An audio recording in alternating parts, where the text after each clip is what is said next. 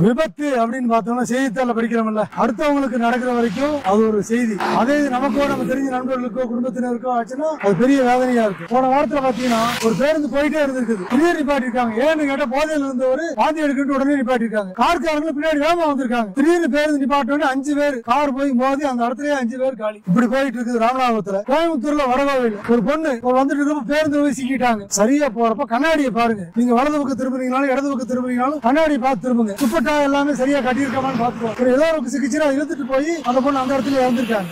ஒரு குறுக்கு சாலையில ஒருத்தர் வேகமா வந்துட்டாரு, அந்த கார்ல வரப்ப குறுக்க வந்துட்டாரு. அவர் எப்படி நிறுத்த முடியும்? பிரதான சாலையில வேகமா தான் போவாங்க. நம்ம குறுக்க வர்றவங்க தான் நின்று 2 பக்கம் பாத்துட்டு போகணும். அவர் விபத்துல இறக்கூடாதுங்கிறதுக்காக இவரை ஒதுங்கி இருக்காரு. மொத்தத்துல விபத்து நடந்துருச்சு. அப்புறம் இப்ப சமீபத்துல தான் கட்டாங்க உட்கார மேம்பாலம். அது எவ்வளவு வசதியா இருக்குது எல்லாத்துக்கும். அதுல போய் ஒரு இளைஞர் சின்ன வயசு தான் தலைக்கவசம் போடாம வேகமா போயிருக்காரு. அவர் நிறைய இடம் திரும்பும், பொள்ளாச்சிக்கு திரும்பும், பாலக்காடுக்கு திரும்பும், எல்லா பக்கம் திரும்பும். திடீர்னு வர பார்த்தோன்னே திடீர்னு திரும்ப முடியாது. அந்த இடத்துல திரும்புறப்போ அப்படி போய் தடுமாறி விழுந்திருக்காரு. தலைக்கவசம் போட்டிருந்தா ஒண்ணுமே ஆயிருக்காது. அது விபத்தில் நடந்து அந்த இடத்துல இறந்துட்டாரு.